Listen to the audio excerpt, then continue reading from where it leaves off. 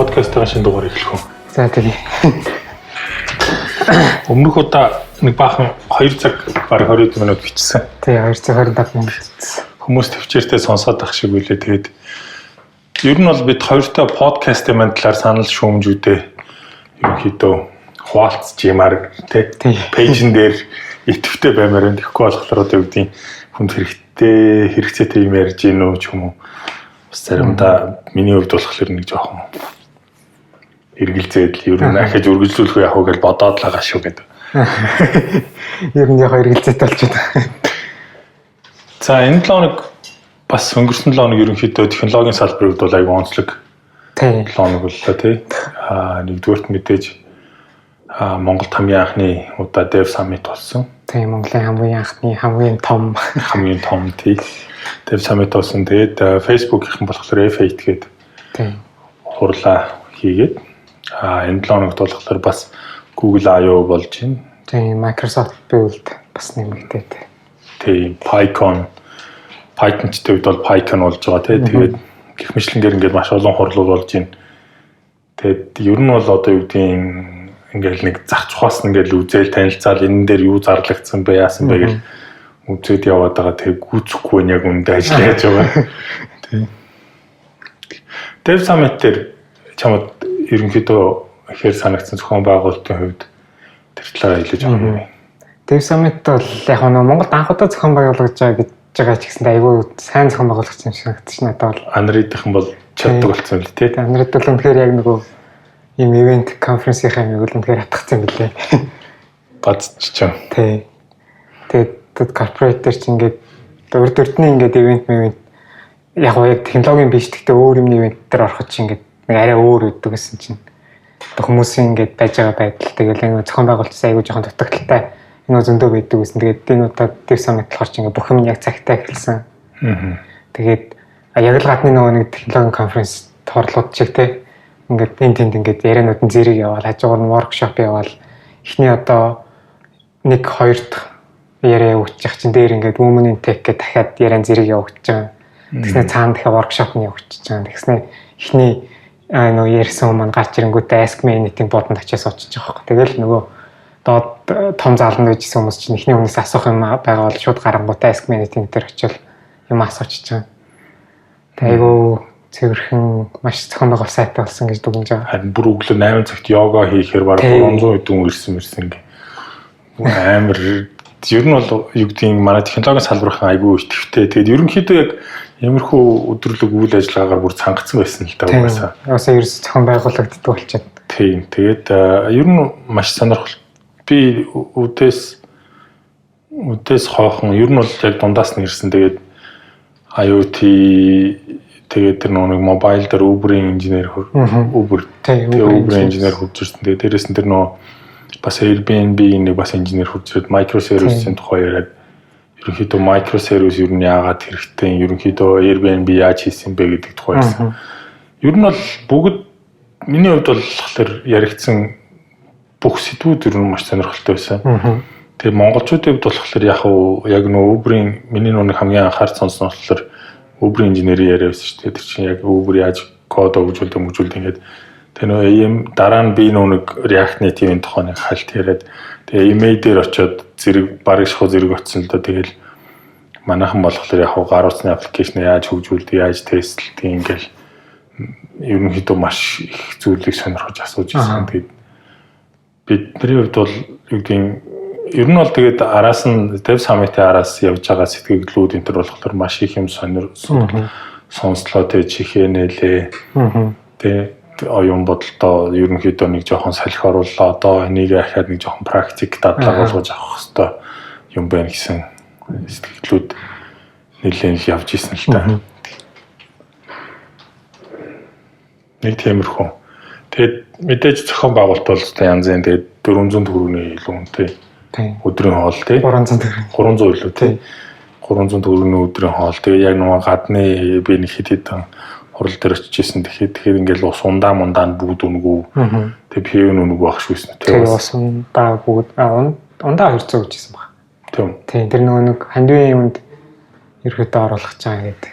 Баахан тэнд баахан кола тавьсан бааз. Тэр өнгөөсөн. Тэр нэг Мириндагийн нэг шинэ гаргаж байгаа төрөл юм уу юм биз дээ. Тэр харин 200 төгрөг гэжсэн. Тэгээс айгуу сони юм л одоо ч бид чинь тийм хондаг бол доотлон 1000 төгрөг мөрөөр авч байгаа шүү дээ. Үгүй ээ. Хоол 400-аар авч идсэн. Тэр бол айгуу айтайхан л хоол байсан л да тийм.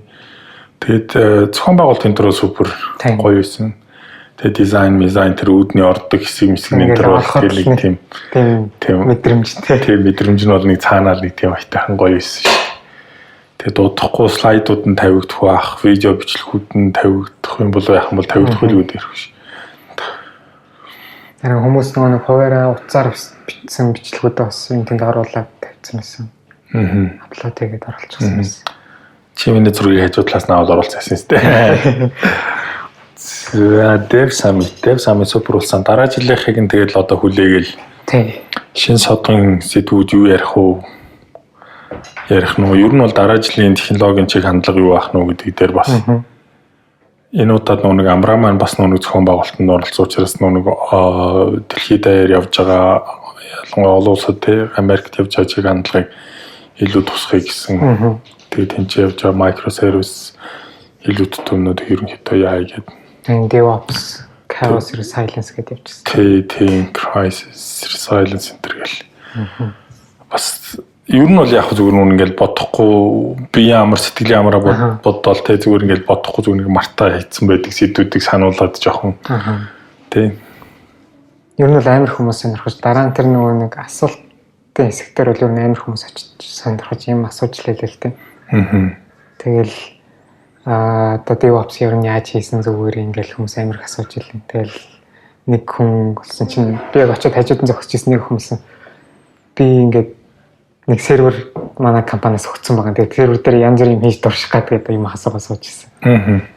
Тэгэл ер нь айгүй сонирхолтой өрөөгөөчтэй нэлийн мэдлэг төгөөс л ивент болох шиг болсон.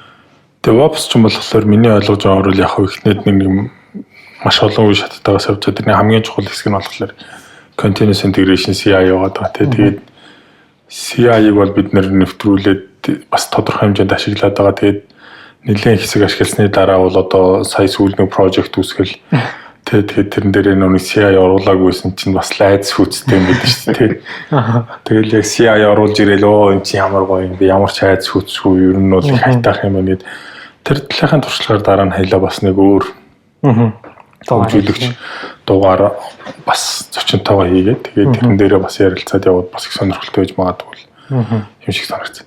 F8 те миний хувьд болохоор энэ өмнөх жилийн F8-үүдийг би нэг тэгж амар сонирхож үздэг байсан байхгүй юу? Ер нь тэгээд нэг кино ерөнхийдөө яг нэг ингээл технологийн том сайтууд чинь за өнөөдөр яригдсан юм чинь 10 минутанд 7 минутанд 10 минутанд тэгэл нэг тиймэрхүү юмнуудыг ерөнхийд нь үзчихээл тэгээд нэг сэдвүүдийг нэг халтгүй л гэж үзчихдэг байсан. Тэгээд энэ жилийнх төр бол нэлээд хэдэн яриаг нь үзсэн. Хамгийн гол нь яг нэг кинот буюу Марк Зукерберг Facebook-ийг ерөнхийдөө юу гэж харж байгаа юм бэ? Ирээдүйн хаашаа чиглэж байгаа гэдэг тухай ярьсан. Тэгээд тэр бас тэр үзнэ тэг үзээгүй. Тэрийг үзээгүй. Би шууд нэг шинэ Facebook ямар харагдаж байгаа гэж тэрийг үзэл явцсан. Тийм, тэрийг ч гэсэн үзэн. Тэгээд нэг Facebook loves Python, Python loves Facebook гэдэг. Facebook яг зүгээр нэг одоо юу гэдэг одоо байгаа чинь нэг PHP ажиллаад байдаг юм уу? Яа тийм. Тэр ард нь hack гэдэг нэг өөртөөх нь хэсэг баг шүү дээ. Тэр нь ажилт юм шиг үлээ. Тийм. Тэгээд одоо болохоор шинэ энэ жилийн сүүлээр гарна гэдэг ах шиг үлээ. Тэгээд одоо бүтэн React тэр бичигдэж байгаа. GraphQL ашиглаж байгаа. Тэгээд мэдээж client side тал дээр болохоор нэг relay ашиглаж байгаа юм шиг шүү дээ. Нэг GraphQL өөртөөх нь хийсэн. Тэгээ өөртөөх нь хийсэн. Тэгээд айгуу гоё цагаан дизайнтай айгуу гоё хурдан болж байгаа юм билээ. Гэхдээ нэг Facebook-ийн хамгийн гол одоо юу гэдэг ирээдүйдээ өөрчлөгдөж байгаа нэг юм чиглэл нь миний ойлгосноор шүү дээ. Ер нь бол ингээд бүх нийтийн дэлхийг хамарсан юм гэхээ болоод. Тэгэд одоо юу гэдэг яг ингээл за яг тодорхой нэг сонирхлын групп одоо нэг группүүд байгаа шүү дээ. Группүүд нь илүү чухал болоод. Тэгээд тэн доторх нэг контент удирдах хянах тэгээд одоо юу гэдэг тэн дотор нь байгаа хүмүүсийн хоорондын харилцаа нь илүү байх талаас нь илүү чухалчлаад. Тэгээд шинээр болох шинээр хийж байгаа вебсайтн дээр нөгөө зүүн талд нь баг ингээд бүх гишүүн болцсон байгаа группүүдийн шагсаалтыг гаргаж ирэл дотор нь үздэг тий. Тэгээ дээрээс нь яг хөглөр нэрээ нууж агаад гишүүн нь нэрээ нууж агаад админ даа нөгөө хүсэлт явуулаад тэгээ админийн тэрийг өмнөөс нийтэлж өгдөг мөгдөг гэх мэтлэнгээр тий.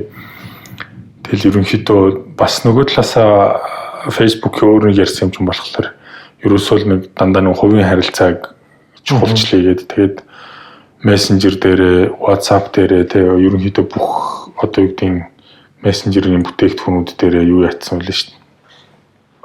End-to-end encryption гэдэг юм хийцэн тий. Тэр нь болохоор чинь юу гэдэг яг бичиж байгаа хоёр хүн л нэгнийхээ уншин тэрнээс биш яг юу бичиж байгаа хоорондоо яаж харилцаж байгаа талаар Facebook ч гэсэн ямар ч юуг ч мэдэх боломжгүй болж байгаа юм л шүү дээ. Тэгээ одоо Messenger дээр байдаг шүү дээ. Secret chat гэдэг нэг юм байгаад идэг шүү дээ. Тэгээ Instagram дээр чинь бас нэг юуг нь лайклсан тоомоог нь харуулах болчихж байгаа юм л шүү дээ. Тэгээ яг нэг хүмүүс ингээд нэг тэрэнд ингээд хит автаад ингээд буруу тэрүүгээр уралдах гэдэг нэг.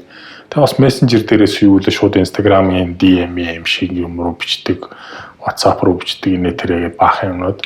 Ер нь бол нэгтгэж байгаа юм шүү дээ. Тийм Messenger-ээсээ тийм боломжтой болсон мөлий. Тэгэд хамгийн гоё таалагдсан юм нь болохоор тэднийх чинь нэг AR, VR хийгээд байгаа шүү дээ. Тэгээд тэрнийхээ нөгөө Spark AR гэдэг тийм фреймворкийг нь гаргаж ирээд тэгээд тэр нь нээлттэй л болгоцсон л байлээ л дээ. Тэгээд тэрүүгээр нь ашиглаад хүмүүс гоё юмнууд хийдэг боломжууд нь гарцсан. Нэг тиймэрхүү тэгэл React Native маань тухай ярьсан. Ер нь л тэгэл нөө React-аас болоод одоо нөө Facebook-т илүү дуртай хайртай л болоод л галдаад гэхдээ одоо юу их нөө яах нөө тэгээд бас нөө подкаст сонсож байгаад энэ жил баг хамгийн анх удаа юм ааш энэ чинь Python-ны тухай ярьсан юм шиг л шүү дээ. Баг тийм баг шүү. Facebook дээр чинь ерөөсө Python-ных юм яригддаг байсан шүү дээ. Тийм дотроо маш их хэрэгэлдэг боловч яадгүй. Тэгээд Facebook чинь Python Software Foundation-ы хамгийн том юу яадаг чинь. Сонирхол юм байлээ. Тэгээд тэнцэнээс яг нэг Python-ийн тухай ярианаас юу сурсан бэ гэхээр Facebook ер нь Python-ыг дотроо яаж ашигладгийг, ямар бангаж ашигладгийг тий. Яаж код илүү өндөр чанартай байлгаад ингэдэг талаас нь юу сураад бас нэвтрүүлсэн шүү дээ. F8 одоо бол тэр нэг шинэ дизайн нь бол нэг тийм desktop application л ашиглаж байгаа юм харагдчихлаа шүү дээ. Тийм бүгд ингээд айгуу цэвэрхэн те тэгэл яг ингээд нэг desktop application зориулсан юм шиг яг л тэгж харагдсан. Тэр нэг оргилж нэг график кодлэр рекламдж байгаа л тэгэл F8-ийн тэр нэг шинээр гарч байгаа Facebook.com-ыг үзээд вау ямар гоё юм бэ нэг нэвтрүүлэх хэрэгтэй юм шиг байна сурах хэрэгтэй юм шиг байна гэдэг ер нь сэтгэл төрсөн тэгээд судалж байгаа уншиж байгаа. Тэгээд PyTorch марч ер нь гэхдээ энэ жилийн Microsoft build-ийг ерөнхийдөө хальт үзсэн. Гэхдээ бүр бүтэн үзээгүй шүү дээ. Google I/O тэгээд Facebook энэ төр дээр бол ер нь бол яриа нь бол тэгэл ихэвчлэн хиймэл оюухан л ярьж байлаа шүү дээ. Яаж зургийг яах юм, машин learning яаж хийх юм, тэрэн дээр ямар дэвшүүлтүүд гарсан, яасан ингээл ер нь бол AI бол тэгэл сүүлийн хэдэн жил бол бүр амар болчихлоо шүү дээ. Тэгээд бас нэг юуныхын талаасаа үзэх юм бол нөгөө хувийн нууцлалын талаар нэлээд юмуд орсон тэгээд Facebook Mark Zuckerberg чинь хувийн нууцлалыг бид нэр дээдлэх гэж байгаа. Гэхдээ яг бид нар бол нэг тийм сайн нэр хүндтэй биш л дээ гэл тэгээд нэж бүх асуудал үүсгэсэн. Тийм. Хайтаха F8 юмнуудыг тэгээд нөхөж үзээд байгаа. Сая Introduction to Hooks-ийг нь бас үзсэн, нөхөж үзснээр Hooks-ийг чинь нэг жоохон уншихлаар залхуу өрөөд байсан байхгүй. Тэгээд өөр нөө юм хийгээд тэгээд үзээд бас супер гоё юм байна тий. Тэгээд одоо нэг уншин тэгээд Hook-ийн орчуулгыг хийх гэсэн чинь амар хэцүү байна гэдэг хэллээ шүү дээ. Манай орчуулга дээр. Тийм. Яг манай орчуулгач одоо тэгээд React-ийн веб дээр орсон байна. React.js.org дээр ороод languages гэдээ орохлоор монгол хэллэгээд байж байгаа тий. Гэхдээ яг хөглөр арай дутуу байгаа гэдэг мэдээлэлээр үз. Дотор нь орох юм бол баг анхаа шатны бүх мэдээллүүдийг нь орчуулад тавьчихмаа шүү дээ. Тэгээ яг нөгөө main concept бол ер нь дууссан байна. Тэгээ одоо яг бүр нэг арай гүнзгий шатных юмнуудыг API орчуулах хэрэгтэй байна шүү дээ. Тэр нь 50% нь орчих юм бол бүр шууд веб дээр орчих юм бэл. Тийм. Амжилттай орчуулад байгаа шүү дээ. React зураас Mongolia цэг Netlify цэг.com гэдэг байж байгаа. React Native-ийнх нь болохоор React дундуур зураас Native дундуур зураас Mongolia цэг Netlify цэг.com гэдэг. Ирчүүлэл шинэ pull request үүсгэр автоматар merge хийгдээд тэг шууд тийшээ deploy хийгдэж байгаа. Тийм. Тэгээ дээрэс нь яг хөглөр pull request үүсгэснийг preview хийх боломжтой тий. Тэгээ CI тий. Тэр бол айгүй супер гоё болсон шүү. За F8 нэг тиймэрхүү. Ер нь бол Facebook гоё болсон мөлий. Oculus-ыг шинжилсэн баг шиг үстэй. Oculus-ыг шинжилсэн. Oculus бас супер болсон мөлий. Надад F8-ийн урилга ирсэн. Дэрийг аваад явсан бол Oculus Quest-тэй болох байсан мэт шүү дээ. Бүгд нь нүргүүд хараасан. Тийм тэгээд үзэл харамсаал очсон бол бас гоё байх үжтэй гэж бодоод л тэгтээ яах вэ тэ.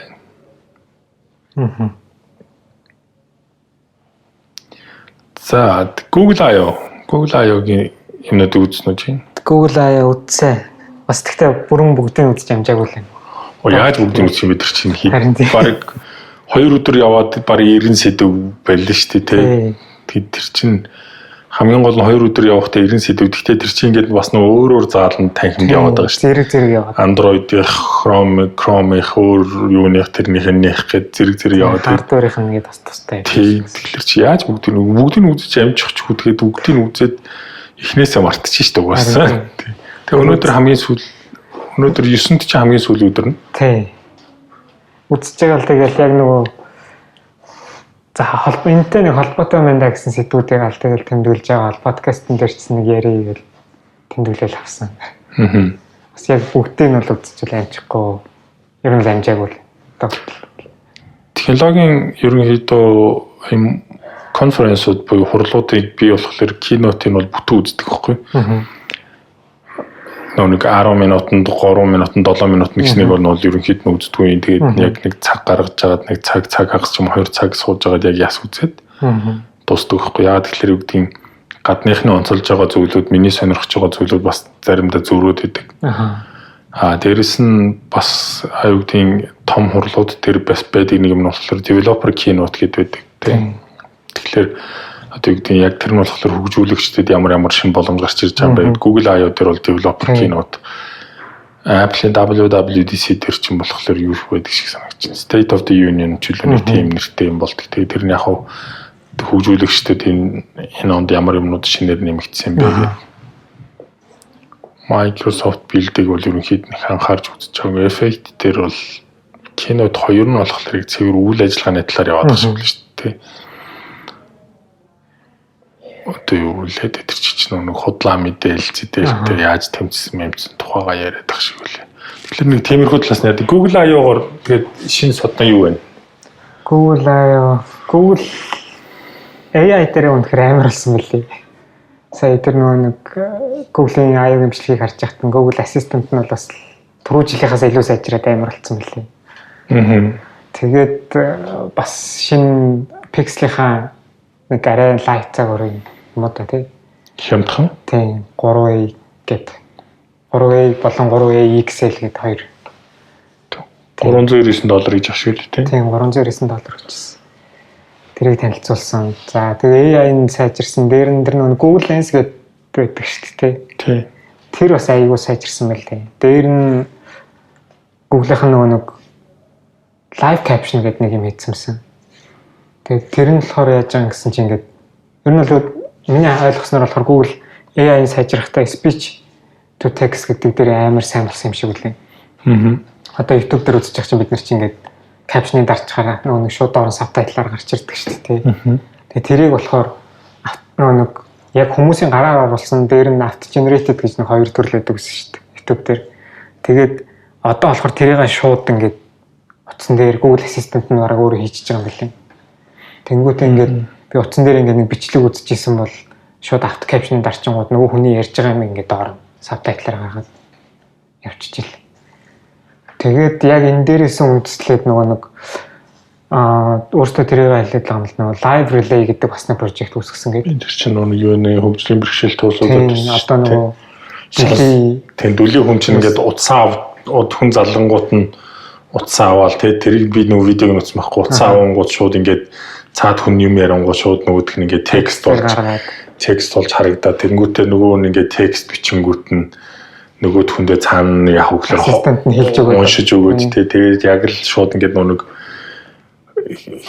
хэлгүүдүли ч юм уу тэгэл ерөнхийдөө хүмүүс тэгээд дээрэс нь бас тийч юу гэлээ шүү дээ тэр нэг эрүү мэрүү хоолойны гажигт улсуудын яг шууд яг ингээд шууд ингээд таньж байна амар тэрийг л дуундаг гэсэн юм шүү дээ. Тэрийг болохоор Project Ephonia гэж нэрлэдэг. Тийм тэр нөгөө нэг склероsis юу лээ. Тийм эрүү хэл ярианы нөгөө нэг жоохон гажигтай үгээ нөгөө нэг бүтээлж чаддгүй ингээд тийм хүмүүс зориулаад. Тэгээ тэрийг ингээд тийм хүн ярихад ингээд хажууд нь тэрийг ингээд шууд текстээр хөрвүүлээд тэгээ тэр нөгөө нэг ALS гэдэг нэг өвчин байдаг шүү дээ. Тийм. Нөгөө нэг юм Hawking шиг болцсон ингээд суугаа ингээд ямар өөр юм өдөрдөж чадхаа байсан. Тэгээ тийм хүмүүс болохоор ингээд хараагаар нь yes no гэдэг ч юм уу яг энэ үед ингэж ийм текст бичмээр ингээд тэрийг нь хүртэл биччихлээ.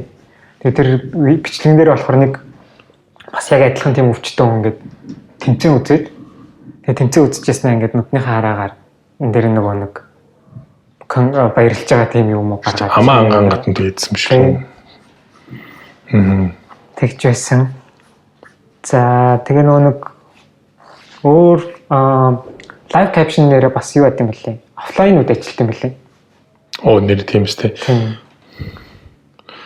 Тэр нэг энэ жилийн нэг Google-ийн юун дээр гаргасан айгүй олон нээлтүүд ч юм уу шинэ бүтээгдэхүүнүүд ч нэг химэл оюун ухаан сервер дээр биш утсан дээр өөр дээр ч юм уу скол дээр төхөөрөмжн дээр өөр дээр нь ажилладаг болтноороо айгүй том давуу тал үүсээд байна гэж яриад байл шүү дээ. Тэгэхээр яг нөгөө хүний мэдээллийн сервер дээр очихгүй учраас ерөөсөө задрахгүй тэ хэрвээ нууц юм ярьсан тохиолдолд тэр нь яг юун дээрээ байж идэг. Тийм давуу талтай болсон л ах шүү лээ тэ. Тийм тэгээ нөгөө нэг одоо Chrome дээр байдаг нөгөө incognito mode гэдэг шүү дээ. Тийм тэрийг ашиглаад тэр болохоор амар хэрэгтэй фичер байсан гэдэг л дээ. Өөрсдөө ерөөсөө мэдлэхгүй тийм фичер нэмсэн чинь нөгөө хүнд амар хэрэгтэй байсан гэдэг. Тэгээ нөгөө нэг хүний одоо тэр хувийн мэдээллийг хамгаалах гэдэг утгаараа одоо Google Map-ыг ашиглаж явах үед ч юм уу шууд incognito mode-ыг ашиглаж болж байгаа юм байна. Тэгэхээр юу хайсан нь хаашаа очсон Google-ч мэдэхгүй, хинж мэдэхгүй л гэсэн үг шүү дээ. Тэр нь бол утсан дээр ашиглаад байна. Тэгээ нөгөө хэрвээ анзаарсан бол сая нөгөө сүүл Gmail чинь нэг auto reply гэдэг нэг smart reply гэдэг нэг амар байдаг. Тэр шүү дээ. Тэр шүү дээ. Тэгсэн чинь тэрийгээ ингээд Android дээр оруулаад ирчихэж байгаа юм лээ. Тэгээд одоо хүн над руу ямар мессеж бичсэн бэ? Тэрэнд нь ингээд тохирох хариунуудын сонголтоор гаргаж ирээд. Тэгээд тэрэнд нь би шууд клик хийгээд дарсан ч болно эсвэл юм бичиж хариулсан ч болдог. Аль дээр тийм байсан юм шүү. Утсан дээр миний утсан дээр л дээрээс хойшлоо юм байна. Тийм байсан уу? Тийм. Тэгээд яг нэг энэ дээр болохоор юуг ашигласан гэсэн чинь Google-ийн нөгөө Gboard гэдэг шүү дээ. Keyboard Android iOS дээр хоёулын дээр тэр keyboard-н дээр их датаг цуглуулж ер нь яг за ийм хариу ирэхэд ер нь ийм хариу явуулж байна гэдэг. Тэр чинь тэгээд дата цуглуулад байгаа байхгүй Gboard чинь. Гэхдээ нэг юу гэдэг яг Smart Assistant сая Google Assistant-ийн хамгийн гоё юм нь ингээл үзэж яхад нөр Hey Google гэдэг юм болгон дээр тэгж хийхгүй. Тэгэд нэг юм ингээд хилэнгүүтээ шууд үргэлжлүүлээ цаашаа ингээд яриад явангууд нөгөөх нь болохоор за өмнө нь ийм юм хийж исэн чинь дараагийнх нь үлд нь ийм байж тараа дараагийнх нь үлд нь тийм байж тараа гэл тэ мессежинд мэйл өччихсэн set subject to order гэж хилэнгүүт шууд нөгөөх нь имэйлийнхэн subject-ийг тавиал тэ. Тэр нэг prediction-ийн юм аягүй сайж ирсэн юм шиг. Тэгээд зүгээр ингээл яг хөө тэгээд тэр чинь нэг бичиж байгаа имэйлээ бүгднийг үгээрээ хэлээд өгч байгаа шүү дээ. Тэнгүүт нөгөөд ингээ биччихсэн send гэдэгэнгүүт баг гэж илгээчихэж байгаа. Эхлээ текстэн доороо гарснаа шууд илгээгээд нөхөө арилгаагуудаа илгээчихлээ шүү дээ. Тэр бол үнэхээр супер болсон байлээ. Тэгээд гол нь нөгөө нэг тэр чинь ингээд амар олон multitasking юм хийж байгаа шүү дээ. За миний фотосыг нэг фотос дотроос ингээд зөвхөн амтантайг нь ялгаж харуул. Тэгснэ энийг сонгонгуудаа тэр сонгосныгоо энийг хин рүү явуулъя. Тэнгүүтээ тэр орондоо имэйл бичиж байгаа шүү дээ. Тэр бол маш гоё болсон байлээ. Тэр нөгөө нэг инкогнитотой холбоотой нэг юм болохоор нэг Google дээр хэрвээ авах юм бол аккаунт дотор нөгөө нэг миний activity гэдэг нэг юм хэсэг байдаг шүү дээ. Google-ийн хайлт хийсэн, map ашигласан. Юу хайсан, юу хийснийг бүгдийг бүртгээд авчиж байгаа. Тэрийг автоматар устгах боломжтой болчихж байгаа юм билээ. Тэгээ хүн өөрөө нөгөөс тохируулаад одоо шин 7 хоног хадгална, сар хадгална гэдэг ч юм уу. Тэгээ наад чинь нэг Европын нэг хуулиас олсон шүү дээ. GDPR нэг хуулиас ч. Болоод нэг тим хийгээ заавал хэрэглэгчид тийм боломж олох ёстой гэдэг. Тэгээд хуулийг айтсан болохоор тэгээд тэр нь бол одоо нэг бүх хүмүүст л байх ёстой болчихж илээ л дээ. Харин тийм баг. Тэр нөгөө Google Lens-ийн бас одоо Google Lens чинь нэг текст ч юм уу ингээл хад Google Lens ингээ харж яснаа нөгөөх нь ингээд ийм юм байна ингээ бүх юм танид мэдээд өгсөн шүү дээ. Тэгээ одоо болохоор сая тэр оруулсан юм болохоор нөгөө нэг рестораны меню харуулад тэгснэ энэ ингээ хамгийн их захиалагдсан хоол гэдэг юм уу хамгийн үнэлгээ өндөртэй хоол молын шууд Google Lens-ийн санал болгоодсэн. Тэр болохоор нүг тэр газар орж байгаа хүмүүс юунаас тэгэхгүй заримдаа ингээд нөгөө хаанаас мэдээлэл авсан мэддэхгүй ямар юм дээр суурилж юу үйлчлэхээр зөвлөх гэдэг мэддэхгүй гэхдээ айгүй сайнаар хийгээд байгаа байхгүй тийм нөгөө хүмүүс чинь яг Maps дээр чинь юу ачдаг чинь ресторанд ороод зураг мөр хоолныхоо зураг мөрийг авчдаг. Тэнгүүт дараа нь болохоор яг тэгдэг Maps Google Maps дээрээс чинь нэг notification ирвэл та энэ газар орсон уу ямар хуу байсан энэ газар ороод авсан зураг чи юм мөн үгээ харуулад өдөөс тэгж харуулад байдаг. Тэгээ нөө юм ингээл хүчингөө шууд тэр ингээл энэ хоол ингээл танаас ялгачлах шиг үлээ. Тийм би хоолны зураг нэг авдаг болохоор мэдэхгүй байна. Тэгээ тэр нөгөө нэг рестораны менюн дээр чинь бас удахгүй л гэдэг л хэлтэй өөртөө ингээд менюг ингээ харж явах ч юм уу эсвэл магадгүй сэтгүүл дээрээс би нэг хоолны ингээд заавар харж яхаар шууд Google Lens дээр нөгөө хоолны зааврын хэсэг ингээд утсан дээр солигдоод хоолыг хийж байгаа ингээд төрсөн шууд харуулна гэдэг. Тэр мөр бол супер. Тэр нүн ингээл тэ Google дээр юм хайнгуудаа шууд нэг тэ нүн New Balance-ийн пүүзийг гаргаж ирэнгүүтээ шууд ингээ хувцсны хажууд тавиад тэр зохноо харж мардаг тий.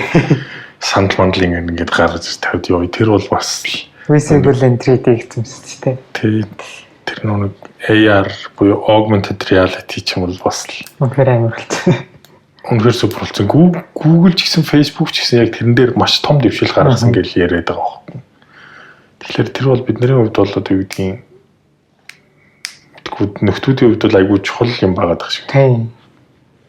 Манайд ч тэгээ бол нэг асуудал нь зарим юм ажиллах бууж гэдэг юм. Тиймэрхүү асуудал зөнд байгаа дах шүү дээ. Тэр тухай ярмааргүй next. За Android дээр нэр ямар хөө шинэ юм гарч ирсэн бэ? Android дээр ерөнхийдөө нэлээд олон шинэ юм гарсан баг шүү лээ. Би бүгдийг нь үзэж амжаагүй. Тэгээ зүгээр сайн уу developer кинод дээр үзэж яхад ч Android бол тэгэл бас л нөгөө хэрэглэгчийн нууцлыг хамгаалах талаас нь нэлээд сайжирсан. Тэгээд Kotlin одоо ерөөсөл номер 1 хэл болчлоо л гэл тэгээд хэлээ. Тэгэнгүүтээ тэр чинь Kotlin чинь нэг DSL гэдэг нэг юм Kotlin өөрөө DSL буюу domain specific language гэдэг юм үүсгэхтэй айгу мундаг юм байл л дээ. Тэгээд өөрөөр хэлбэл яг үгээр чи Kotlin-ы DSL буюу тэр боломжийг ашиглаад өөрийн гэсэн хэлээ зохиочч болно. Тэгээд тэр хэл дээр бичингүү тэрийг нь Kotlin барьж байгаа гот боловсруулад өөр тийш ячиж байгаа. Тэгсэн чинь нөхдүүд compose гэдэг нэг UI бичдэг юм гарах зүйл шүү. Баг ингээд HTML бичиж байгаа юм шиг ингээд бичээд tag magnet ингээд дотор нь бичиж байгаа пакет нөгөөдх нь ингээд тэг яг ингээл интерфейс болоод хувраад ажилтдаг юм хэцүү л шүү дээ. Тэр бол супер үлээ. Тэгээд Kotlin л одоо ерөнхийдөө бол primary language болчлоо гэсэн Android-ийн. Тийм. Маш олон ерөнхийдөө шинэ юмнууд ахшгүй. Би тэгээд developer кинотын үз туусаагүй бас What's new in Android гэдэг бас тэнцэн аюул олон юмнууд яригдана гэдэг хэвчээ мэлээ. Тэгээд Android дээр нэлээд олон шинэ юмнууд нэмэгдэж байгаа. Гэхдээ юу гэдэг нь миний бодлоор хамгийн том шинжилтүүд болохоор чинь нэг сая O дээр орсон тий. Дараа нь Pi дээр орсон. Одоо Q дараах нь юу гэсэн гэлээ. Харин X гэж нэрлэдэг шүү. Шууд. Ягаад үсэрч чинь үү эсвэл албаар зүгээр Android X-ийг чандуураад байгаа юм шүү дээ. Мэдээ. Тийм магадгүй юм шүү нэрэ ботсон чи. Тэгээд юу foldable API чинь хэзээс гарч ирлээ? Q-дээс орж ирлээ. Мэдгүй Android X дээр орсон баг. Android X дээр орсон. Яг нэг Android support library гэдэг юм байсан байхгүй юу? Тэгээ тэрний яадаг вэ гэхээр одоо юу гэдгийг за Android 4.1 за 4.0 гарлаа гэж бодъё те ингээл нүүдг чи ингээл хөлбөр ахаад л байгаа шүү дээ те. Тэнгүүд шинэ хөлбөр дээр юм орчдөг. Хуучин хөлбөр дээр байхгүй байгаа гэдэг шүү дээ. Тэнгүүд яг хөө гэхээр Android support library гэдэг юмыг оруулаад ирээд тэнгүүд нь яг хөө гэхээр хуучин хөлбөр дээр ч гэсэн Android дээр шинээр орсон юмыг ашиглах боломжууд нэгтчихдээ байхгүй юу? Тэгээ тэрний яг хөө гэхээр ингээд нөгөө бүр дээр үеэс хойш ингээд явсан. Тэнгүүд яг хөө гэхээр Android 7 гэдэг чинь хэдийн 7 дугаар хөлбөрт зориулсан 4-т зориулсан тий тэрэн зориулсан гэдэг ингээд нөгөө хөлбөрт зориулсан ингээд явж ирсэнээс хөлдөө нөтгөн бүр нөгөө замбрааг алдаад тэнгүүд нь за Android support library ч бүртээ замбрааг болчлоо гингүүтээ дотроос нь хэрэггүй юмнууд нь асангууд Android X гэдэг нэр өгсөн байхгүй. Тэгээд Android X Jetpack гэж нэрлэдэг байхгүй. Тэгээд магадгүй айгүй бол тэрийг нь X гэдэг. Тэр React Native дээр чи одоо нөгөө дараагийн одоо 0.60 хөлбөр дээр Android X нь орж ирж байгаа. Android support library нь 28 гэдэг. Тэгээд тэрнээс хойш хөгж хөвөлдсөн. Тэгээд хаягдсан юм шүү дээ. Ерөнхийд орхигдчихж байгаа. Тэгээд Jetpack Android X Jetpack нь орж ирж байгаа. Тэгээд ер нь бол юу гэдэг маш олон гоё шин боломжууд орж ирж илээ. Тэгээд нөгөө кодын бичигэл айгүй олон юмнууд нэг гоё болсон. Тэгээд React Native-ийн дараагийн хөлбөр дээр орж ирж байгаа. Тэрийг бас оруулж ирэх гэж бас хөөрхөн ажил болсон шүү дээ бид нар чинь. React Native нэрээ нөгөө Windows-ийн Microsoft-ын дээр нэг React Native Windows-ыг танилцуулж байгаа шүү дээ. Тийм тэрийг өстө бүтнээр нь үзээгүй. Гэхдээ яг үгээр нүг аль дээрээс хойш байсан боломж واخгүй. Тэгээд React Native Windows гэдэг нэг төсөөлүүдийг тэгээд тэрэн дээр нь ингээд нэг ашиглаад Windows-ийн апп-ууд хийж болдог байгаа гэсэн. Тэгээд яг тэнцэн юу болохгүйсэн бэ нэг зарим юмнууд нь хэцүү байсан юм шиг байна. Тэгээд нөхдүүд ингээд нэг амар их давхар ажил хийдэг байсан. Тэгээд React Native-ийн ч одоо жишээ нь өөр дээр сүүл үед хийгдэж байгаа ажлууд нь болохоор нэг архитектураа шинжилээд тэгээд маш их юмнуудаа C++ дээр хийгээд байгаа хгүй нэмэгтэр. Тэгээд тэрнтэй нь холбоотойгоор яг хөглөр Microsoft-ийн нөхдүүд болохоор шууд авч хийж C++ ашиглангуудаа маш их ажил хийхгүйгээр одоо юу гэдэг C++-аар дамжуулаад React Native-тэй шууд харьцах боломж нь нэгтгэсэн. Тэгээд тэр боломжийг нь ашиглангууд нь нэг ингээд маш хурдан ажиллагаатай маш тийм сайн систем босгож чадаад ах шүү. Тэгээд тэр тухай танилцуулсан байсан. Тэгээд тэр нь баг ахаад нэг хэдүүлээ 40-50 минут юм байсан. Би юус үзэж амжаагүй. Тэрийг нэг үзэж авмаар байна. Тэгэх юм бол одоо яг нэг дээрээс хойш яриад байгаа юм байна шүү дээ. React гэдэг нэг юм сэтгэлгээ нэг юм загварчлалыг ингээд сурч юм бол веб хийж чинь тэ iOS Android application хийж чинь тэгээд Windows-ийн application хийдэг. Desktop app хийдэг. Тэгээд Flutter бас сая тийм зарласан баг шүү байсан тий. Харин тэр веб хийн гэсэн мэсэн нэр бас iOS Android-оос гадна web гэдэг plus web гэдэг бичсэн. Desktop байхгүй. Desktop харагдаг баха. Тэг санагдах. Flutter-ыг нэг нүдэрээ ч хараагүй байгаа гэсэн. Эсвэл ер нь айгүй завгүй байгаа болохоор Flutter-ыг магадгүй ашигладаг нэг хөгжүүлэгчийг ч юм уу урьж оролцуулж ярилцуулах арай өөр баг тийм. Одоо нэг Android дээр саяны бас нэг яриад байгаа юм тэр юу вэ л шүү дээ. Нэгнийх нь код ерөнхийдөө аль болох баг бичүүлээ те илүү амархан болгоё гэд тэгэнгүүтээ авчиад нэг чи үзсэн шүү дээ developer кинотын үзсэн шүү дээ тэгээд тэн дээр ингээд ингэснээр нэг Kotlin дээр нэг класс зарлаад нэг ганцхан өөртөө тэгсэн чинь за энэ нэг адилхан юм хийдэг Java код гэсэн чинь мангар гэсэн чинь юу л тэр чинь хорооны фитнес хийх гээд Kotlin кодн дээр комент бичдэг болж байгаа гэсэн. Арай баг мэдчихлээ гэж бод. Арай л баг код болт шүү. Ер нь бол баг миний харуулсан 30-40% арай баг код болох байна. Миний хувьд болохоор ингээд Python анхраас нь ингээд сураад бичсэн болоод ч тэр Java-гаар сэтгэхэд надад айгүй хэцүү байгаад байдаг байхгүй. Ингээд бүх юм класс гэж. Харин Kotlin дээр ороод ирэхлээр чинь Kotlin ч өөр айгүй тийм өөр мэц гоё хэл учраас надад лав ер нь ингээд дээр нь суугаад ингээд Kotlin дээр код чиглэлээр цаанаасаа нэг тийм амар гоё санагдаад байна. Google аяа дээр сайн нөгөө Chrome дээр шинэ нэмэлттэй API-ууд бас амар юмуд гарсан юм билий. Тэгээ нөгөө нэг 5 уул нь бол аль дээр гарсан гэсэн мэлтэй 67 онлоод ирж гарсан баг шиг бас. Тэр нөгөө web share API гэдэг. Тэр нөгөө web дээрээс шууд share button дарангууд утсан дээр бол шууд өөрийнх нь нөгөө share API-г ашиглаад дотор руу аппликейшнууд руу шеэрлэх боломжтой нэг тийм гарч ирдэг. Тэр айгаа гоё фичер байсан. Яг нөгөө манай веб хөгжүүлэгчтэй бол холбоотой юм хэм бол тэр нөгөө имиж дээр зургийг lazy load гэдэг. Loading гэдэг атрибут дээр нь lazy гэж бичээд өгчих юм бол нөгөөх нь яг нөгөө хэрэгтэй үедээ л тухайн зургаа дууддаг. Яг хүнд харагдах үедээ л дуудах юм. Тэгээд тэрийг iFrame-ээр бас ашиглаж болох юм билий. Тэр чинь бол хийх гэж JavaScript-ээр махаа иддэг үстэй тийм ер нь.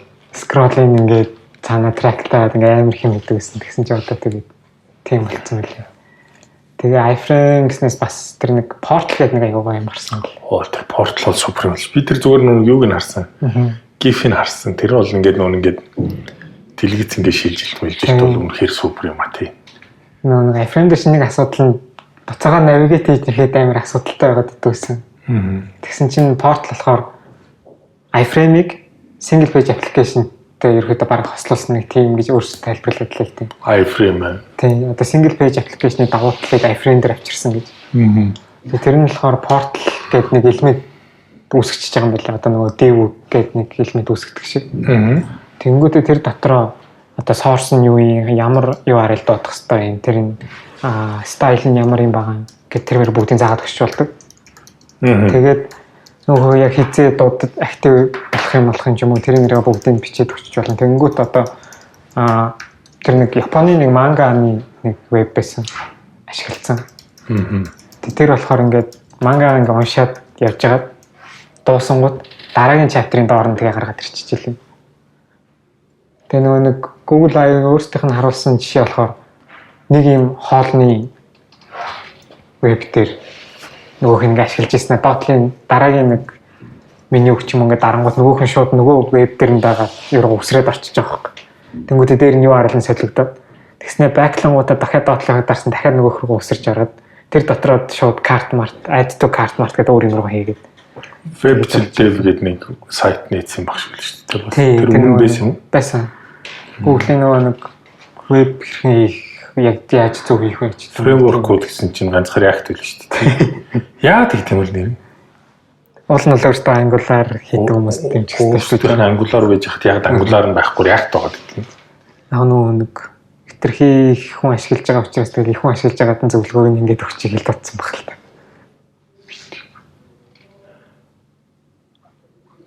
Сая Dev Summit дээр ч гэсэн тэгэл React ярьж ахт channel тэгэл нөө Ask Me Anything дээр очингууд чинь Angular асуугаал тэг Vue.js асуугаал Flutter асуугаад даанч нөгөөдх нь зөв үзег болохоор мэдхгүй тэгээд хариулж чадахгүй юм байна л дээ. Тэгээ нөгөө нэг Android дээр бас нэг орсон боломж нь юу вэ? Хууч нөгөө нэг хуудас шилжилтэн дээр Chrome дээр нэг хуудас шилжилтэн дээр нэг цагаан flash ингээд анивчаад идэг гэсэн. Тэгээ тэр нь болчихж байгаа юм байна. Тэрний өөрөөсөө paint holding гэж нэрлэдэг л юм. Тэгж нэрлэсэн. Тэгээ нөгөөх нь ингээд хайжмаар ингээд орчих тодорч модорч харуулдаг. Ер нь бол одоо юу гэдэг ингээд нэг химэл оюухан хөгжөөд ингээд тэгэхээр бид нарт хөгжүүлэгчд жишээ нь одоо яг юу хийх юм бас заримдаа ингээд нэг амар хөгжсөнийг нь хараад бүр ингээд сэтгэлээр унаад байгаа байхгүй. Би бол одоо жишээ нь ингээд бид нар яг юу хийгээд байгаа юм бэ? Бид нар юу хийгээд байгаа юм бэ? Одоо ер нь яах ёстой юм бэ гэдээ ингээд бодохлоор Facebook-ийн зарлсан хийж байгаа тэр юмнууд бол үнэхээр өсөр үнэхээр том хэмжээнд хийж ин Google-ийнх ч гэсэн бас тийч Microsoft-ийнх бас нэлээд олон юм зарлж ах шиг үлээ шүү дээ. Тэгээд мэдхгүй заримдаа нэг тийм тэгэд ерөнхийдөө манай сонсогчд бас сэтгэлдээ суулцахгүй тийм ерөнхийдөө ингээд ер нь ирээдүйн цаашаа хөгжүүлэгчдийг юу хийх ёстой энэ төр талаар тийм ер нь ирээдүйдээ хэр итгэл төгс байна энэ төр юм эсвэл хэмэл ойрхон тухай юу гэж боддог тухай сэтгэлээсээ хаваалцвал бас. Тэр нөгөө нэг түрүү хэлж байгаа нэрээ мартчих шүү дээ. Firebase нэрээ мониторинг нь бас зөвхөн нөгөө iOS Android дээр болдог гэсэн шүү дээ. Тийм performance monitoring. Тэгсэн чинь тэр веб дээр бас болдог болсон байсан. Тийм. Тэгээд Firebase дээр нэг ML kit гэдэг нэг machine learning зурсан юм байт юм л шүү дээ. Тэр бас тэр нөгөө демог нь харсан бас гоё юм билээ. Ингээл амар олон нохооны зураг оруулаад нөгөөхөө ингээд нохооных нь үлдэрээр ангилаад тэгснэ нэг ингээд товч дараал нөгөөх нь шууд гаргаж ирээл. Тэгснэ нөгөөх нь нэг аппликейшн дотор дуудаж ишгэлсэн. Би нөгөө нь болохоор тэгж яахгүй өөрөө би нохоогоо дагуулж ирээгүй. Гэхдээ энийг үзчихээгээ нэг чихмэл гаргаж ирж харснаа нөгөөх нь нөгөө утсан дээр аппликейшн харангуйтаа шууд ийм үйлдвэрийн нохоо мохоо бүх юм таниад яваад. Тэр нь хэмэл оюухан бол дэндүү хөгжөөдлээ. Тэгээд бидний хувьд жоохон үнэхээр сул байна. Би бол тэгж л боддог. Үнэхээр л сул байна. Хэмэл оюухан хөгжөөд зүгээр ингээд зүгээр хүн ингээд өөрөө нэг товч мовч янз бүрийн дарахгүй шүү. Тэгэл бүх юм хэлээ явчихж байгаа болохоор ер нь бол одоо ирээдүйн чиг хандлага нь тийм байгаа даахгүй. AR бол байна те. Яг тэгэхээр нөгөө бодит амьдралыг илүү баяжуулж штэ те. Тэгээд дараагийнх нь юм болохоор за VR бас нэлийн сайн явах гэдэг. Тэгээд дараагийнх нь нөгөө voice харилцаа те. Ерөөсөө утас муц бүх юмаа тэгэл voice-оор удирдал тэр юу лээ Google Home Max жилүүдтэй тэрнийг бол бас л гоё юм лээ. Тэгээ юу ч Microsoft ч бас яг тийм үстэй тий. Text to speech юм гэдэг. Хажууд нь ингээд хүн ярьж байгаа нөгөөх нь шууд ингээд так гэж шууд орон бичиж явчихчихлаа шүү дээ. Англи хэлэн дээр л ерөнхийдөө бүх юмнууд сайн ажилладаг байгаа. Монгол хэл бол явахгүй л байна л та. Яа гэвэл харин монгол хэлэн дээр бол нэлээд хэцүү байх гэж боддог байгаа шүү дээ. Одоо чинь ингээд би ч юм уу нэг өөрний хүн ингээд хүссэн хэлээ ингээд сургаад яг нэг voice command-ыг ажиллуулдаг тийм нэг гэхээр чинь Google-ийн датаг ашиглах гээд сонголтоо өмдлөө шүү дээ. Тэгмээ тэр донд Монгол л ахгүй. Хамгийн энгийн дээр л тийм л болчиход л дээ. Тэгээд хамгийн түрүүнд бол мэдээж англи хэл байгаа. Тэгээд хятад хэл байлээ. Тэгээд Испани хэл энэ төр бол амар байт юм л. Шууд боломжтой. Тэрийг аваад зөвхөн одоо миний хэлсэн энэ нүгнүүдийг энэ дундаас хайжуулаад энд нь хариулдаг юм хийх бүрэн боломжууд нь байгаа юм билээ. Гэтэл монгол хэлэн дээр болохоор яг нөгөө Google-ийн тэр боловсруулсан дата шиг юм монгол хэлэн дээр хэрэгтэй болчиход байгаа. Google-ийн модель шиг юм монгол хэлэн дээр хэрэгтэй байгаа шүү дээ. Тэгээд тэхийн тул чинь бас ажил нь амар их ажиллах юм шиг л дээ. Ер нь бол яг хөгжүүлэлт технологи сонирхдаг бол ядаж зав гаргаад тэр нүг 7 минутанд 10 минутанд ч 13 минутанд гэсэн юмнуудыг нүзээд ерөнхийдөө яг үнэхээр их сонирхдаг бол нэг цаг гаргаад кинотыг нь бол нэг цаг 2 цаг их юмстай нэг бүтүүн суугаад үзчихвэл ер нь бол яг ирээдүйн чиг хандлага хаашаа яваад байгаа юм юу хийгээд байгаа гэдэг юмнуудыг гаргана. Одоо юу гэдэг нь сая яг ингээл өчигдөр өнөөдөр гэл тэгэхээр чинь нийтлүүд гарч ирж байгаа нь болохоор Facebook бол одоо юу гэдэг нь хүн хувийн нууцыг дээдлэн гэдгээ зарлж байна.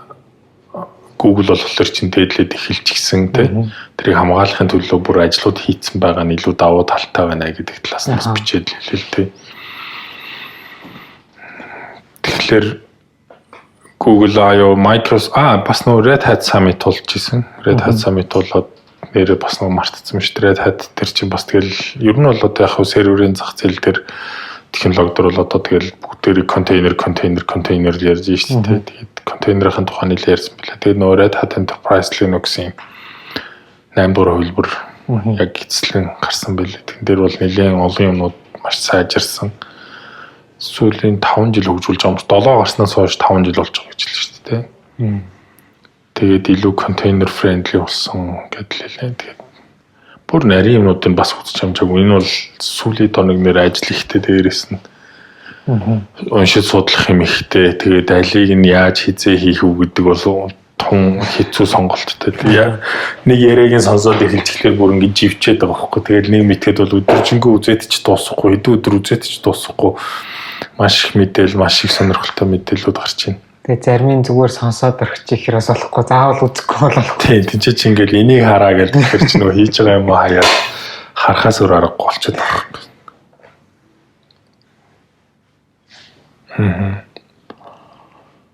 За өөр нэг бас нэг бид хоёрын хийх гээд байгаа юм болохоор их сургуулиуд дээр явж реактны төвийн тухай танилцуулга өдрөлгүүд хийгээд тэгээд нэг их сургуулийн оюутнуудаас бас дэмжлэг авмаар байгаа тийм. Тэгэхээр яг холбооны сургууль МОИС дээр ерөнхийдөө хийн. Тэгээд хайс дээр бас хийгээд ярьж гин. Тэгээд өшөөний ганц 2 сургууль хөвөл хийгээд энэ сарын 5 сарын 15 16-нд нэг 3-4 ч юм уу скол 5 сургууль дээр очиод нэг 2 цагийн хөтөлбөр хийгээл те. React гэж юу юм бэ? Ямар давуу талтай юм бэ? Тэгээд яаж юм хийх вэ? App хийх юм бэ? Яаж web хийх юм бэ гэдэг талаас нь ерөнхийдөө халт танилцуулаад үзүүлээд тэг групп дээр оруулаад явуулчвал хамгийн гол нь одоо яг хөглөр нэг гой боломж гарч ирчээд байгаа нь одоо яг сурыг гэхэлэр нөх хэлний асуудал үүдэх гэсэн бол React.js-ийн нэлээд их материалууд ерөнхийдөө монгол хэл рүү орчуулагдсан тийм орчуулсан. Тэгээд Эрдэнэзул маань бол маш их тэг нэг өдөртөл нэгээр нь орчуулад аягүй сайн орчуулсан. Тэгээд сүүлийн үед нэг орчуулганд оролцож байгаа хүмүүсийн тоо бас аягүй сайн нэмэгдэж байгаа тийм. Уг үсгийн алдаа засаж байна, нэг цэг тасал засаж байна. Тэгээд ерөнхийдөө маш олон хүмүүс маань оролцоод эхлүүлгээс орчуулагдаад дуусчих واخ. Тэгээд одоо яг юу гэдэг технологи хэлний асуудал болоод ерөнхийдөө баг яг үндсэн юм дээр бол баг байхгүй болчихлоо шүү дээ тий. Одоо яг нэг ингээд бүгдийг орчуулж дууссан бол дараа нь бол хийгдэх ажил айгүй цөөхөн шүү дээ. Тэгээ өчигдөр яг үндсэн докюменташн дээр үндсэн англи хэл дээр хийхдээ нэг өөрчлөлт орлоо гэд тэрийг мэдэгдээд зулаа маань нийлүүлсэн баг шиг л шүү дээ. Тэгэл тэр чин дараа нь бол өртөө нэг нэмэгдсэн айгүй их юм нэмэгдэхгүй шүү дээ. Нэг дууссан бол тий. Маш цөөхөн багаар нэг өгүүлбэр ч юм уу тийм хөнөд солигдохлоо. Эсвэл ганц нэг хуудас л шүү дээ. Одоо ч нэлээд олон хуудас л шүү дээ. Бид нар чинь нэлээд том хэлүүдтэй л ерөнхийдөө зэрэгцээд л яваад байна шүү дээ. Яг орчуулсан байдлаараа хуваараа.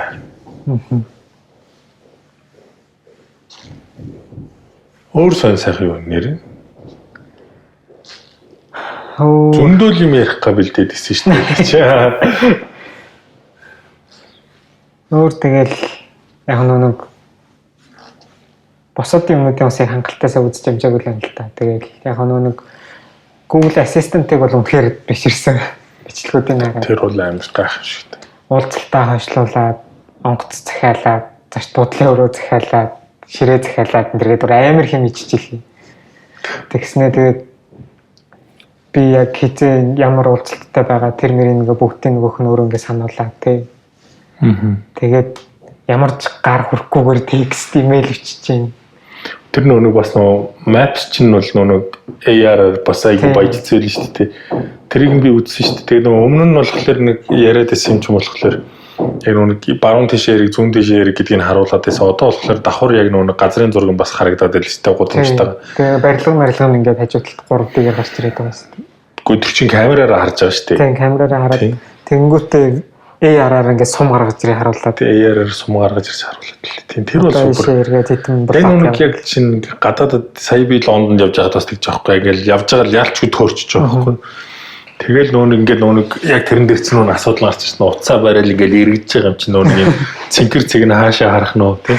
Би хаашаа явах хэвэл зөв явж гинөө буруу явж гинөө гэл ингээл нөгөөх ингээл хараад нэг эргэж үзэл нэг нөгөө тийшээ эргэж үзэл тэгэл нөгөөх нь хугацааны хоцролтой байх юм болов уу гэж бодвол ингээл хэсэг хараал тэ урагшаага нэг алхаж үзэл, хойшоогоо нэг алхаж үзэл. Заримдаа бол яг тэгж үздэг байхгүй нэг наривчлан муу гэж боддог. Одоо бол ингээл шууд ер нь бол Android бол ер нь бол системийн хувьд бол миний бодлоор бол маш сайжирчлаа л гэж хараад байгаа. Харин ер нь бол хэрэглэгчийн ингээл бүхэл талаас нь хамгаалж хамгаалах л үзчихлэх шиг үлээ л дээ. Тэгээ дээрээс нэг юуныхаа хувьд шүү дээ. Хувийн нууцынхаа асуудал дээр ч гэсэн одоо юу гэдгийг хуучин үүдийн хуучин чин хувилбар төр болохоор чинь voice record хийдэг app чинь ажилд үүсэх байхгүй. Background-д орсон ч гэсэн ажилд үүсэх байхгүй. Тэнгүүт ингээд нөхдүүд ингээд л шахаж явсаар байгаа л одоо л ажиллах болцсон билээ шүү дээ. Тэгээд тэр чинь яг үгээр за Android Auto зориулсан, Feed зориулснаар app хий гэдэг шаардлага ингээд одоо сүүлийн 2 жил бол ингээд нэмэгдүүлчихэж байгаа байхгүй. Сая 18 онд чинь 26 гэдэг чи хэдийн 26 гэдэг API заавал ашиглал тэрнд зориулж application compile хий. Тэгэхгүй Play Store дээр гарахгүй гэсэн мэс. Одоо энэ жил 27 28 гэдэг ингээд нэмэгдээд явчихж байгаа. Тэнгүүд чинь тэрлүүг ингээ оронгууд чи ямар нэг юм ашиглах гэхлээр нөгөө хязгаарлалт аягүй өндөр болчиход байгаа юм. Тэгээд тэр чинь давхар нөгөө Play-ийн protector шалгачих шүү дээ тий. Тэгээд одоо voice record хийхин тулд заавал foreground гэж бичнэ. Тэгээд background-д орох юм бол юу ч бичиж чадах болчихж байгаа юм. Тэнгүүтээ нөгөө message уншдаг app-ууд чинь бас байгаа шүү дээ. Base юм байл л дээ. Message уншдаг app-ууд ингээс суулгачдаг. Тэнгүүд одоо яг хөглөр тэр нь message уншиж чадахгүй гэж байна. Тэгээ заавал Android-ийн settings дээрээс ороод энэ бол миний message бичих үндсэн app юм аа гэж сонгох юм бол message-ийг уншина. Тэрнээс бус тохиолдол уншиж чадахгүй. Дээрээс нь яг хөглөр call буюу дуудлага ингээд нэг бүртгэдэг app-ууд ч болохоор чинь заавал энэ бол миний нэг яг үндсэн phone app юм аа гэдгийг сонгож хийж тэр нь ажил нь бусд үед бол нөгөөх нь ингээ ажиллахгүй хэмжлэнгээр ер нь бол юу гэдгийг хүний хувийн нууцыг бол хамгаалах гэдэг. Дээрээс нь нэг юу лээ? Screen time бол юу лээ нэг тийм. Нэг well-being гэж хэрлээд л шүү дээ. Тэр нь айлуулах тэр нэг гин цагийг нь багасгаад ингээд нас хол байлгая гэдэг байна шүү дээ. Сонин шүү бас л. Google Play чинь тэгээд тэгжилээ шүү дээ. Өдөрт л баг Google Play Protect нь өдөрт л бараг 50 тэрбум гарна. Тэр шалгалт салгаж байгаа. Харин тий. Тэгэхээр чи бас л аимшигтай таа. Ер нь бол аимшигтай. Ер нь юу гэдгийг би нэрээ нөөнийг юм аа тэр нэг юм яриг марцсан шүү дээ. Нэг юуны React Native дээр би нэг сүүлд өөрчлөлт оруулсан байхгүй. Тэр ярьчлаа яриг үлэн 10 миллисекунд гэдсэн. Өмнөх юм дээр хийжсэн. Docstring гэж хэвчээ болцсон. Подкастн дээр ярьлаа. Тийм. Тэгээд тэгэхээр ч нэг Тэднусын хувьд тэгээд Facebook, Google-ийн хувьд 1 миллисекундыг гэх юм нэгтэй чинь болоод юу гэдгийг амар том сая хэрэглэгчдэр очиод тэгвэл чинь сая миллисекунд болчих жоохгүй тий. Тэрбум хэрэглэгчдэр гэхэлэр чинь тэрбум миллисекунд тэр бол өстой амар их цаг хугацаа учраас тэрийг ерөнхийдөө юу гэдгийг Google scale, Facebook scale бол дэндүү том тий. Тэрэн дээр юм хийж байгаа тохиолдолд бол тэгэл хурд тэр ажиллагааны чанар манар улстай маш өндөрлөл байх хэрэгтэй шүү дээ. Технологийн томчууд бол ялчгүй үнэхээр томчууд тий. Амар. Facebook хийж байгаа юмыг харахад чинь тэгэл Google хийж харахад ялчгүй үнэхээр аимшигтай том юм бичсэн. Google ч гэсэн ARKit мэтэй бас ахаад шинжилээд нэлээд юм болгоцсон юм шүү дээ. Юурээсөө тэгээд бүгдийг үзээрэй, сонирхолтой бүх юм тий. Тэгээд хийгээрэй. Бас яг энэ конференц явж байгааг мэддэг хүмүүс ч бас байгаа. Тийм байгаа. Тийм ARKit, MLKit дөр юу ч хэлээ. Тэгээд ер нь бол веб технологи бол одоо супруулчлаа гэдэг шүү дээ. Chrome супруулчлаа, PWA амар болчлоо. JavaScript бол одоо хэд дахин хурдан болцсон гэдэг тийм. Тэгэл чинь жил болгонд олон л хурдан болоод байгаа. Сүүлийн хэлбэр дээр чинь тэгэхээр чинь анх веб Chrome гарснаас хойш гэлөө JavaScript-ийг ингээд компайл хийж байгаа хурд нь 11 дахин гэлөө ихсэн байна. Яа багассан байна гэж ярьж байна. Хугацаанд багассан гэж үү? Тийм. Хурд нэмэгдсэн. Тэр чинь сүүлд нодны бил оригинал тэр нэг юуныхаа виртуал машин дээр дахиад нэг өөр нэг юм нэмэл. Тэгэл тэр нь бол үнэхээр супер болчлоо гэж хэлсэн шүү дээ. Тэр чинь V8 чинь хэдэн удаа юу гэж байгаа шүү дээ. Кодыг оптимайз хийж байгаа. Хамгийн ихнийх нь болохоор baseline гэж нэрлэдэг байгаа. Тэр болохоор ерөөсөө JavaScript-ийг ингээд нэг хамгийн хурднаар нь хамгийн богино хугацаанд яаж хэрэглэгчэд харуулах вэ гэдэг тал дээр ажиллаж байгаа байхгүй. Тэнгүүтээ дараагийн нэг шат нь болохоор юу гэдэг яг ингээд нэг тодорхой нэг кодууд нэг хэсгүүд 10,000 удаа дуудагдах хэлэр үлээ. 2 дахь 3 дахьаас ол тэгээд эхэлчихэж байгаа юм шүү дээ. Тэнгүүт хэдэн мянган удаа ч илүү дуудагдангууд нь тэр кодыг дахиад аваад яг тэр хэсгийг дахиад оптимайз хийгээд тэг хурдан болгоод тэнгүүт дахиад тэрнээс олон дуудагдах хэлэр дахиад оптимайз хийгээд баг тэр чинь зарим үйлдэл нь бол одоо юу гэдэг C бичснээс илүү хурдан ажиллана гэж нөхдүүд өөрсдөө яриад хэлнэ шүү дээ. Тэгэхээр бол супер л болж байгаа юм байна. Тэгээд сүүлд нэг юуных нь Facebook-ийн тэр нэг юу Dedif гэдэг подкаст нэлээд сонсож байгаа. Тэгээд бүгд сонсоод дуусах зүгээс саяхан шинээр эхэлсэн болохоор айгүй цөөхөн дугаартай байгаа. Тэгээд Inside Facebook Mobile лөө бас нэг шинэ подкаст гарсан байл шүү дээ. Тэн дээр болохоор одоо юу гэдэг Facebook-ийн мобайлынх нь яаж ажилладаг вэ? Юу ната хийхдээ яах вэ гэдэг ялангуяа гэхдээ нэг илүү Android талаас нь ярилцж байгаа шиг надад ярилцсан санагдчих. Одоо тэр чинь хитэн тэр бом хүнд зориулсан API-г яаж релиз хийдэг вэ гэдэг тухай тэрийг сонсоод ёо тэр асуудал нь юу вэ? Тэнгэрийн юм ярих юм аа нэр ямар. Тэр бол супер юм билээ. Тэгээд ингээд сонсоод бас ингээд шинэ олон гой санаанууд авч байгаа. Чамд санал болох гой подкаст юм. Би сүүлийн үед тэр нөгөө нэг